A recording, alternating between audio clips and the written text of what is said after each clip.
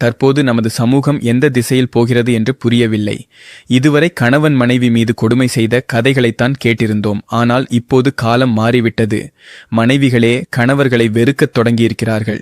கணவர் இருக்கும்போதே மனைவிகள் வேறொருவருடன் தவறான உறவு வைத்துக் கொள்கிறார்கள். இது கணவன் மேல் தப்பா இல்ல, அவள் மீது தப்பா. பல பேருடன் தகாத உறவு, சில பெண்கள் மோசமாகிவிட்டார்கள். இந்த கதையின் மருமகள், அவளுக்கு வயது 27. தனது கணவரின் தந்தையுடன், அதாவது மாமனாருடன் மருமகள் தவறான உறவு வைத்திருக்கிறாள். மாமனாருக்கு விருப்பம் இல்லாத போதும் மயக்க மருந்து கொடுத்து மருமகள் தன் ஆசையை நிறைவேற்றிக் கொண்டாள். தன் மருமகள் செய்த குற்றத்தை எப்படி வெளிவந்தது? கடைசியில் இவள் ஜெயிலுக்கு போனாளா இல்லையா? உண்மையில் சிந்தித்துப் பாருங்கள். இந்த பெண் ஏன் வயதான மாமனாருடன் உறவு வைத்திருக்க வேண்டும்? தன் கணவரை ஏன் விலக்கி வைக்க வேண்டும்? இவ்வளவு சிறு வயதில் எப்படி இவ்வளவு வெறி? சிறைக்குச் செல்ல உண்மையான காரணங்கள் என்ன? இந்த கேள்விகளுக்கான பதில்களை அறிந்தால் நீங்கள் ஆச்சரியப்படுவீர்கள். இந்த வீடியோ மிகவும் சுவாரஸ்யமாக இருக்கும். வீடியோவை கடைசி வரைக்கும் பாருங்கள். நம்ம சென்னையில் சேகர் மீனா என்ற தம்பதிகள் வாழ்ந்து வந்தார்கள். சேகர் தன் அப்பாவோட பிசினஸை இவர் எடுத்து நடத்தி அவற்றை மேலும் வெற்றிகரமாக நடத்தி கோடிகளில் சொத்து சேர்த்தார். ஆனால் சேகர் மீனாவுக்கு திருமணமாகி 7 வருடங்கள் ஆகியும் குழந்தை பிறக்காததால் பல டாக்டர்களை அணுகிய பிறகு அவர்களுக்கு கார்த்திக் என்ற மகன் பிறந்தான்.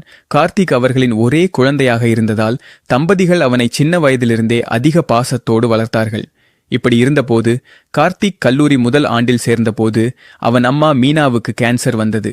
அது சில நாட்களிலேயே இறுதி நிலைக்கு சென்று அவள் இந்த உலகத்தை விட்டு சென்றாள். இதனால் மகனின் பொறுப்புகள் எல்லாம் சேகர் மீது விழுந்தன.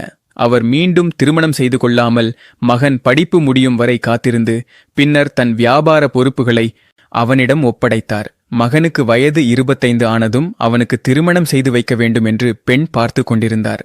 இந்த வழியிலேயே திருமண மத்தியஸ்தர் மூலம் சென்னையில் அரசு வேலை பார்க்கும் சண்முகம் லட்சுமி தம்பதிகளுக்கு பிரியா என்ற மகள் இருப்பதாகவும் அவளுக்கு படிப்பு வராத காரணத்தால் திருமணம் செய்து வைக்க உறவுகள் பார்த்து கொண்டிருப்பதாகவும் படங்களை காட்டியபோது கார்த்திக்கிற்கு பிரியா முதல் பார்வையிலேயே பிடித்துப் போனதால் இருவருக்கும் இரு குடும்பங்களின் முன்னிலையிலும் பெரிய அளவில் திருமணம் நடந்தது. அப்படி திருமணத்திற்கு பிறகு கார்த்திக் பிரியா தங்கள் புது வாழ்க்கையை தொடங்கினார்கள். அதுவரை அந்த வீட்டில் கார்த்திக் சேகர் மட்டுமே இருந்தபோது பிரியா வந்த பிறகு மூவரும் சேர்ந்து மகிழ்ச்சியாக இருந்தார்கள். பிரியா கார்த்திக்கை தங்களுக்கு பிடித்த இடங்களுக்கு அழைத்து சென்று நன்றாக ரசிப்பாள். இப்படி 2 மாதங்களிலேயே பிரியா குடும்பத்தில் நன்றாக கலந்து நல்ல மருமகள், நல்ல மனைவி என்ற பெயரை பெற்றாள். அப்படி தன் கணவர் மாமா வியாபாரம் பற்றி வெளியே செல்லும் போதெல்லாம் பிரியா வீட்டு வேலைகளை விரைவாக செய்து அவர்களுக்கு தேவையான உணவுப் பொருட்களை தயார் செய்து கொண்டிருப்பாள். இப்படி சில மாதங்கள் கழிந்த பிறகு கார்த்திக் அவசர வேலை ஒன்றுக்காக வெளியே செல்லும்போது அவன் கார் விபத்துக்குள்ளானது. கார்த்திக் அங்கேயே இறந்து போனான். விபத்து நடந்த இடத்திலிருந்து கார்த்திக் குடும்பத்துக்கு தெரிந்த ஒருவர் செல்லும்போது அவர் கார்த்திக்கின் காரையும் கார்த்திக்கையும் பார்த்து அடையாளம் கண்டு உடனே இந்த விஷயத்தை சேகரிடம் தொலைபேசியில் சொன்னதால் சேகருக்கு வானம் தலை மீது விழுந்தது போலானது. பிரியாவுக்கு இந்த செய்தி தெரிந்து தாங்க முடியாமல் கடுமையாக அழுது மனநிலையில் மிகவும் தளர்ந்து போனாள். கார்த்திக்கின் இறுதி சடங்குகள் முடிந்த பிறகு பிரியா மனநிலையில் சரிந்து கார்த்திக்கை நினைத்து அறையிலேயே இருந்து துன்பப்படுவாள். எவ்வளவு சேகர் ஆறுதல் சொன்னாலும் பலன் இல்லாமல் போயிற்று. இப்படி நாட்கள் செல்ல செல்ல பிரியா கார்த்திக் நினைவுகளிலிருந்து வெளியே வராமல் இருப்பதால் சேகர் பிரியாவை அந்த எண்ணங்களிலிருந்து வெளியே கொண்டு வர ஒரு முடிவு எடுத்தார்.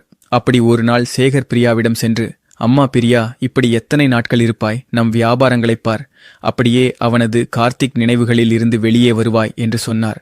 அதற்கு பிரியாவும் ஒப்புக்கொண்டு கார்த்திக்கிற்கு சொந்தமான வியாபாரங்களை பார்த்து கொள்ள ஆரம்பித்தாள். இப்படி பிரியா தனது காரில் ஆபீஸ் செல்லும் போது அவள் மாமனாரும் அதே ஆபீஸுக்கு அவரது காரில் செல்வார். அவர்கள் இருவரும் தனித்தனியே சென்று தங்கள் வேலையில் பிஸியாக இருப்பார்கள். பிரியா வியாபாரங்களை பார்த்து கொள்ள ஆரம்பித்ததால் மெல்ல மெல்ல கார்த்திக் ஞாபகங்களை மறக்கத் தொடங்கினாள். இப்படி முழுமையாக தன் வியாபாரங்களின் மீதே கவனம் செலுத்தியதால் சில நாட்களிலே அந்த வியாபாரங்கள் மேலும் வளர்ச்சி அடையத் தொடங்கின. அது மட்டுமல்லாமல் தங்களிடம் எவ்வளவு பணம் உள்ளது, வியாபாரத்தின் மூலம் எவ்வளவு வருமானம் வருகிறது என்பதெல்லாம் பிரியாவுக்கு தெரிய சேகரும் வியாபாரத்தின் மூலம் வரும் லாபம் பற்றி பிரியாவிடம் சொல்லிக் கொண்டிருப்பார். இப்படி இந்த பணத்தொகை முழுவதும் சேகரின் கையிலேயே இருந்து அவரது கைகள் வழியாகவே எல்லாரின் கைகளுக்குச் செல்லும். ஆனால் அந்த பணத்தை பார்த்ததும் பிரியாவில் பல மாற்றங்கள் வந்தன. அவள் மாமனார் அவள் செலவுகளுக்காக ஆயிரக்கணக்கில் பணம் கொடுத்தாலும் பிரியாவுக்கு அந்த பணம் எப்படியும் போதாது. அதிலும் வயதில் இளையவள் என்பதால் அவளுக்கு புதிய புதிய எண்ணங்களும் வர ஆரம்பித்தன. இப்படி கணவர் இறந்து 1 வருடம் ஆகாதிருக்கும் போதே தன் ஆபீஸில் வேலை செய்யும் அருண் என்ற மேலாளருடன் பிரியாவுக்கு நல்ல பழக்கம் வளர்ந்து அந்த பழக்கம் மெல்ல நெருக்கமாக மாறி அவர்கள் இருவரும் ரகசியமாக உடலுறவு கொண்டு தங்கள் ஆசைகளை நிறைவேற்றிக் கொண்டனர்.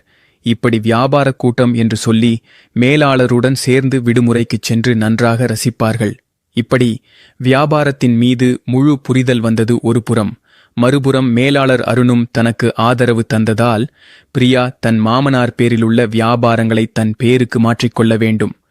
அந்த பணம் முழுவதும் தன்னிடம் வரவேண்டும் என்று விரும்பினாள். ஆனால் சேகர் பண விஷயத்தில் மிகவும் கண்டிப்பானவர்.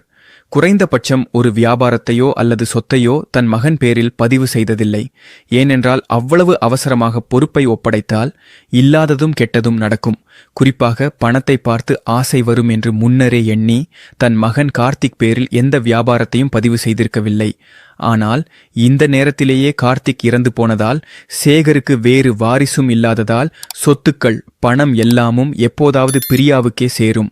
ஆனால் ஒருவேளை பிரியா வேறொருவரை திருமணம் செய்து கொண்டு சென்றால் அந்த வியாபாரங்களின் மீது தனக்கு எந்த உரிமையும் இருக்காது.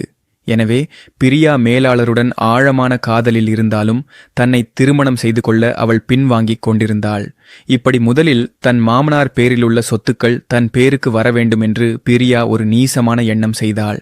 அதாவது தன் மாமனாரை தன் வசப்படுத்தி அந்த சொத்துக்களை தன் பேரில் எழுதி வாங்கிக் கொள்ள வேண்டும் என்று நினைத்தாள். ஆனால் அது அவ்வளவு எளிதல்ல என்று பிரியாவுக்கு நன்றாக தெரியும். இதனால் சொத்துக்களுக்காக தாழ்ந்து போய் பிரியா தனியாக தன் மாமனாருக்கு தன் அழகை காட்டி காதல் பாடம் கற்பிக்க ஆரம்பித்தாள். ஆனால் சேகர் அப்படிப்பட்டவர் இல்லை. அவர் பிரியாவை சொந்த மகளாகவே பார்த்துக் கொள்வார். ஆனால் பிரியா மட்டும் சொத்துக்காக மாமனார் என்று கூட பார்க்காமல் அவர் முன்பு தன் அழகை வெளிப்படுத்தி அவர் மனதை மாற்ற முயற்சி செய்து உறவு முறை மறந்து தன்னை வசப்படுத்தும் வார்த்தைகள் பேசுவாள். இப்படி பிரியா அடிக்கடி இப்படி நடந்து கொள்வதால் சேகரும் ஒரு கட்டத்தில் தன்னை கட்டுப்படுத்தி கொள்ள முடியாமல் போய்விட்டார். ஆனால் அவள் தன் மருமகள், அவள் தன்னை அப்படி பார்க்க கூடாது என்று மீண்டும் தன்னை அடக்கிக் கொள்வார். இப்படி பிரியா தன் மாமனாரை எப்படி தூண்டிவிட்டாலும் அவர் வழி நெடுக்காமல் இருந்ததால் ஒரு நாள் மயக்க மாத்திரைகளை எடுத்துக்கொண்டு பாலில் கலந்து சேகருக்கு கொடுத்தாள். மேலும் பிரியா அன்று நடக்கும் காட்சிகளை பதிவு செய்ய வேண்டும் என்று தன் மாமனாரின் படுக்கை அறையில் இரகசியமாக தொலைபேசியை அமைத்தாள்.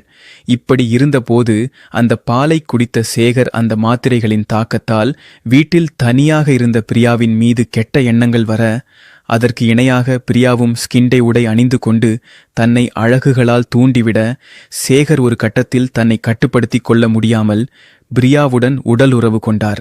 அதன் பிறகு மயக்கம் தெளிந்த பிறகு தன் மருமகளுடன் இப்படி நடந்து கொண்டேன் என்று தெரிந்து கொண்டு துயரப்பட்டு கொண்டு அவள் காலில் விழுந்து தப்பு நடந்துவிட்டது என்று அழ ஆரம்பித்தார்.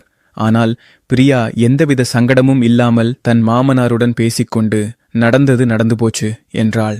இந்த விஷயம் வெளியே தெரியக்கூடாது என்றால் நீங்கள் ஒரு வேலை செய்து தர வேண்டும். இல்லை என்றால் நாம் இருவரும் சேர்ந்திருந்த இந்த வீடியோவை எல்லாருக்கும் காட்டுவேன் என்று சொன்னாள். அந்த வீடியோவை பார்த்த சேகர் அதிர்ச்சியடைந்தார்.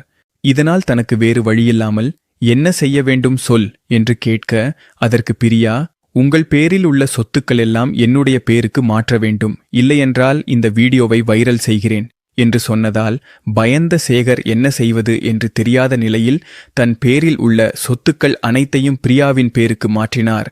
பிறகு பிரியாவிடம் அந்த வீடியோவை நீக்கிவிடச் சொன்னார். சொத்துக்கள் அனைத்தும் தன் பேருக்கு வந்த பிறகு பிரியாவும் அந்த வீடியோவை நீக்கிவிட்டாள். ஆனால் பிரியா அங்கே நிற்கவில்லை. தன் காதலனுடன் சேர்ந்து சேகர் உயிரோடு இருந்தால் எப்போதாவது வியாபாரம் சொத்து விஷயத்தில் மாற்றங்கள் செய்வாரோ என்று இறுதியில் அவரை உலகில் இல்லாமல் செய்ய வேண்டும் என்று நினைத்தாள். அப்படி பிரியா மறுநாளே தன் மாமனார் சாப்பிடும் பிரியாணியில் மயக்க மருந்தை கலந்தாள். எப்போது அதை சாப்பிட்டு சேகர் உணர்விழந்தாரோ அதே நேரத்தில் அதை விபத்தாக காட்ட வேண்டும் என்று மெத்தையால் சேகரை உலகில் இல்லாமல் செய்துவிட்டு பிரியா அதை இதய நோய்தாக்கமாக பதிவு செய்ய ஆரம்பித்தாள். ஆனால் சுற்றுப்புறத்தில் இருந்தவர்கள் யாரும் பிரியாவின் பேச்சை நம்பவில்லை. ஏனென்றால் சேகர் நல்ல மனிதர், ஆரோக்கியமானவர், இதுவரை எந்த இதய பிரச்சனையும் இல்லாதவர். பிரியா வந்த பிறகு அந்த வீட்டில் ஏற்பட்ட மாற்றங்களை பார்த்து சுற்றுப்புறத்தினர் பிரியாவின் மீது உள்ள சந்தேகத்துடன் காவல்துறையினரிடம் சொன்னதால் காவலர்கள் அவளை கைது செய்தனர். மேலும் சேகரின் உடலை பிரேத பரிசோதனைக்கு அனுப்பியபோது பிரேத பரிசோதனை அறிக்கையில் சேகர் மூச்சு திணறி உயிரிழந்ததாக வந்ததால் காவலர்கள் உடனே பிரியாவின் மீது உள்ள சந்தேகத்துடன் அவளை தங்கள் முறையில் விசாரிக்க ஆரம்பித்தனர். இப்போது பிரியா நடந்த விஷயத்தை சொல்லி சொத்துக்காக இப்படி செய்தேன் என்று உண்மையை ஒப்புக்கொண்டதால் அவள் மீதும் அவள் காதலன் மீதும் வழக்கு பதிவு செய்து நீதிமன்றத்தில் சமர்ப்பித்தனர். நீதிமன்றம் பிரியாவுக்கு ஆயுள் தண்டனை விதித்தது. அவள் காதலனுக்கு 10 ஆண்டுகள் சிறை தண்டனை விதித்தது. உண்மையில் இந்த சம்பவத்தின் மீது நீங்கள் என்ன நினைக்கிறீர்கள்? உங்கள் கருத்தை கட்டாயம் எங்கள் செய்த இந்த வீடியோ உங்களுக்கு பிடித்திருந்தால் சேனலை சப்ஸ்கிரைப் செய்து பக்கத்திலும் பெல் பட்டனையும் ஆன் செய்யுங்கள். பிறகு உங்கள் நண்பர்களுக்கு ஷேர் செய்யுங்கள். எல்லோரும் விழிப்புணர்வாக இருங்கள்.